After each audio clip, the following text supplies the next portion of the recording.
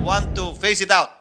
Halata ito ng mafia to, Mr. President. Ang kakapal ng mga mukha nito, mga tutululaway ng mga taga-LTFRB, mga taga-ibang bansa, pinupuri po ang ating mga jeepney. Pinagmamalaki ang jeepney natin. Pagkatapos, tayo ipipace out natin ang ganun-ganun na lamang.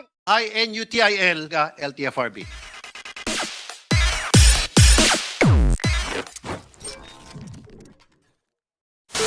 LTFRB proceeds with the phase-out, it might result to 50,000 jeeps being taken off the road.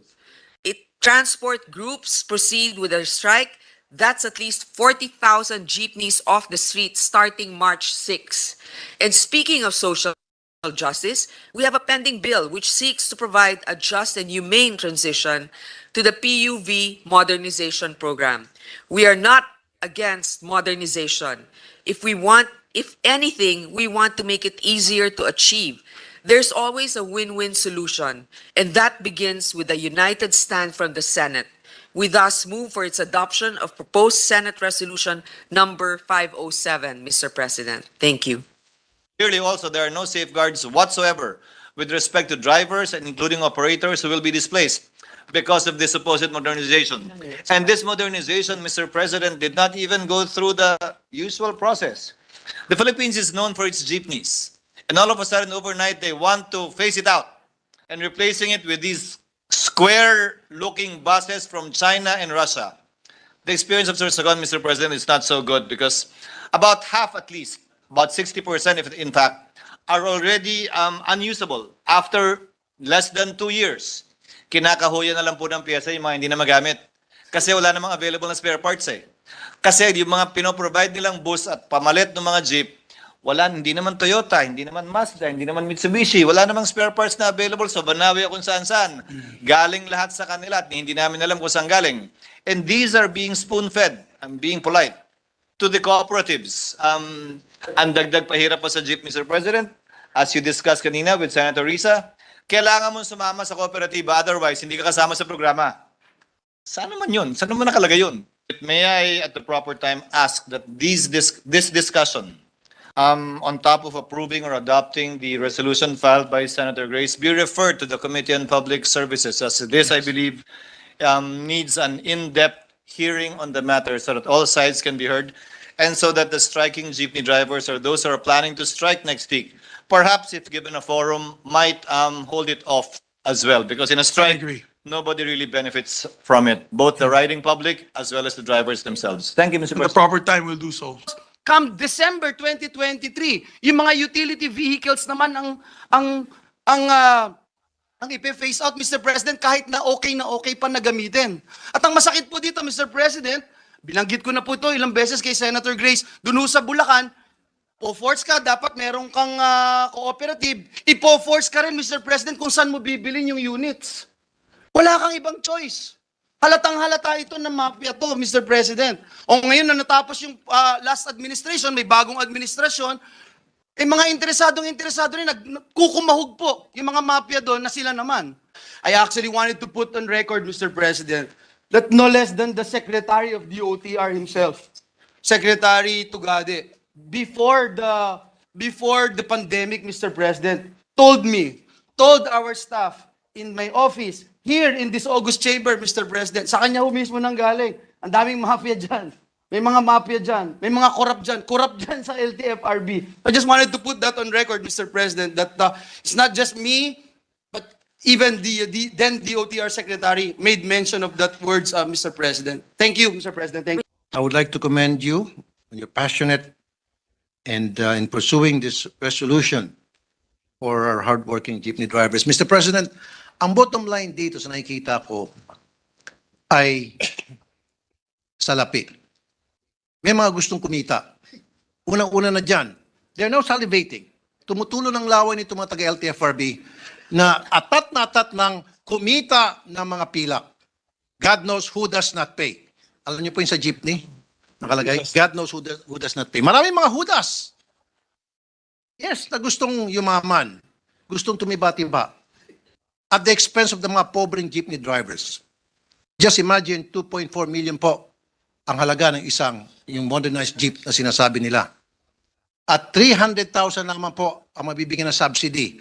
So 2.1 million po ang kailangang pagbabayaran ng mga jeepney drivers. Alam naman po ng mga taga-LTFRB kung magkano lang po kinikita ng isang jeepney driver sa maghapon. Ang marami sa kanila hindi pa nga po makabuo ng boundary. Ang ilan sa kanila kahit isang tuka dahil nga po mahina ang kita.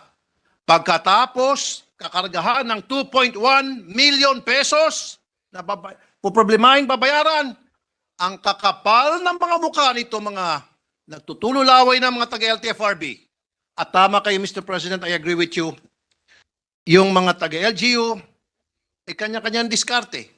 Ayaw magbigay ng rota dahil gusto nilang sarilinin yung rota, kailan dumaan sa kanila. I have so many experiences, hindi naman po lahat. Ito mga taga-LGU, gustong kumita. Hinuhuli po yung mga jeepney drivers. Hinuhuli po yung mga tricycle sapagkat gusto nilang magkaroon ng sarili nilang unit. Gusto nilang maging mga operators. Marami din sa mga taga-LGU, again, hindi naman po lahat na mga loko-loko, unfortunately. Sa halip na kaawa ng kanilang mga constituent, mga taong bumoto sa kanila, yung pang kanilang mga ginigipit. FYI, mga taga-LTFRB, ang jeepney po ay parte na ng ating kultura. As a matter of fact, ang mga taga-ibang bansa, pinupuri po ang ating mga jeepney. At ginagamit po ito bilang tourist attraction sa kanilang lugar. Ipinagmamalaki ang jeepney natin.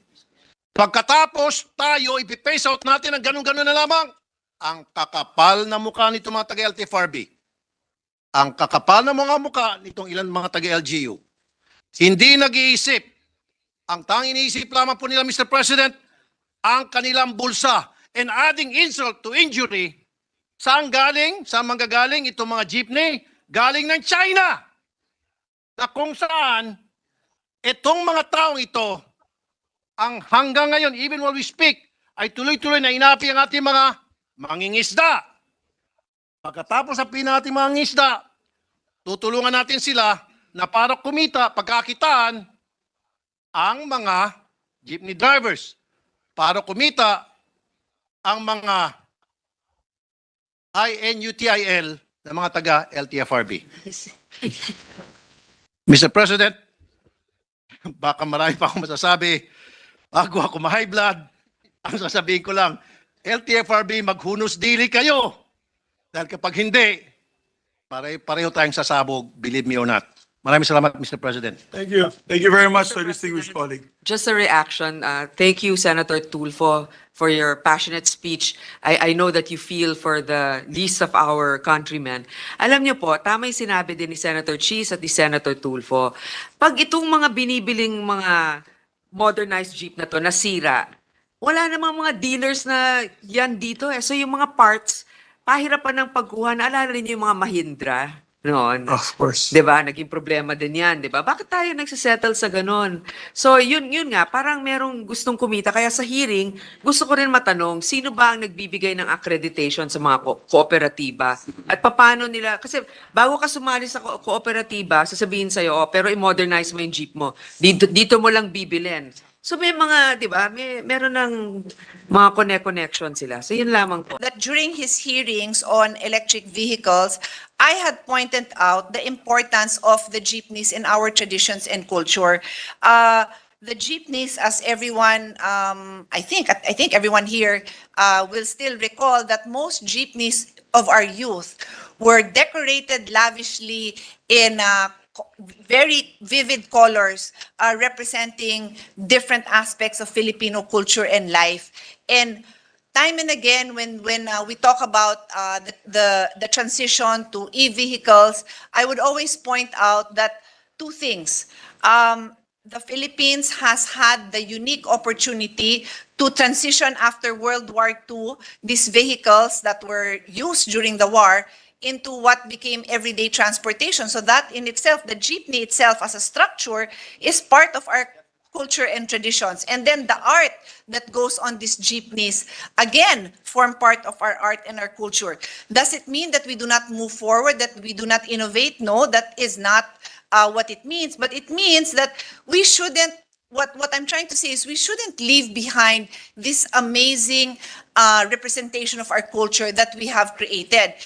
And this innovation that happened, what, maybe half a century ago or more, is something we should seriously consider. When the government determines that it will subsidize the jeepney drivers with a measly 160,000, when the total cost is 2 million, it's a joke, Your Honors. It does not clearly allow these jeepney drivers to make a decent living. And it is contrary to SDG number 8, which we are committed to. We are committed. We are a signatory to these SDGs, Your Honors.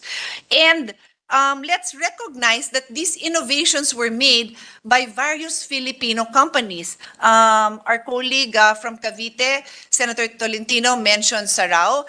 The other industry that I remember, the other company that I remember is Francisco Motors, and I know there are others. And has the government thought of supporting these companies so that they can continue to innovate and thrive during this time? These are questions that I hope can also be tackled, Your Honors, in the coming hearings. So on that note, I'd like to point out one more SDG. This is sustainable cities and communities. Obviously, when we think of sustainable cities, our vision are walkable cities, bikeable cities. The Senate has done their part. We've passed that bill. And then we think of sustainable transportation as a whole. Public transportation that is easily accessible to the public would include trains, buses, and they can include jeepneys or whatever we want to transition into, but it must always consider that sustainability, this particular SDG 11, also includes customs and traditions. And so my fervent hope is that we include this in our discussions in the coming hearings. And again, I thank Her Honor for taking this up and bringing this to our attention. Thank you, Mr. President. I am one with Senator Po, our colleagues and our kababayans in raising the issue of jeepney phase out in several parts of the country.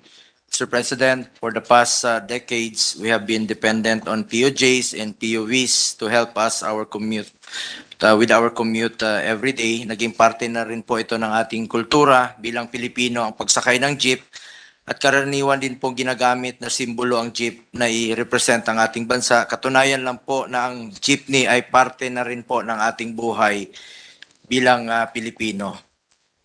Kung kaya naman po, Mr. President, I personally appeal that the LTFRB delay the phase out of our jeepneys. Let us give our jeepney drivers enough time to adjust and comply with the changes that this new policy will require. Pag wala na pong jeepney, parang wala na po tayo sa Cubao, parang wala na tayo sa Quezon Avenue, wala na tayo sa Pilipinas. At ako mismo noon po ay sumasakay talaga ng jeepney dyan sa E. Rodriguez, sa Camyas, sa Kamuning. At naabutan ko pa yung jeepney erap. Hanggang ngayon, inabutan na lang ng jeepney JB at jeepney Jinggoy. So nakagawian na po natin. Anyway, when our jeepney drivers suffer, our commuters suffer with them. Sa pagbabagong idudulot ng modernisasyon na ito, our commuters will also have to adjust their budgets to afford new means of transportation.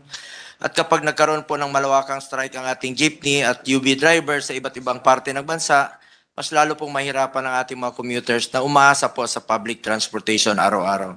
Karamihan po sa mga drivers ay may binubuhay po at pinapakain. Mr. President, basta wala pong maiwan at maagrabyado, while we understand the need to evolve given newer challenges of the environment, climate change, and the economy, let us not transfer the burden to the poor who need our help.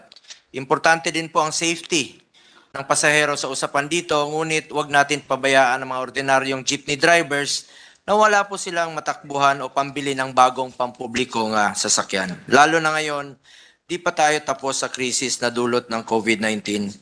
Huwag po nating pababayaan ating mga jeepney drivers.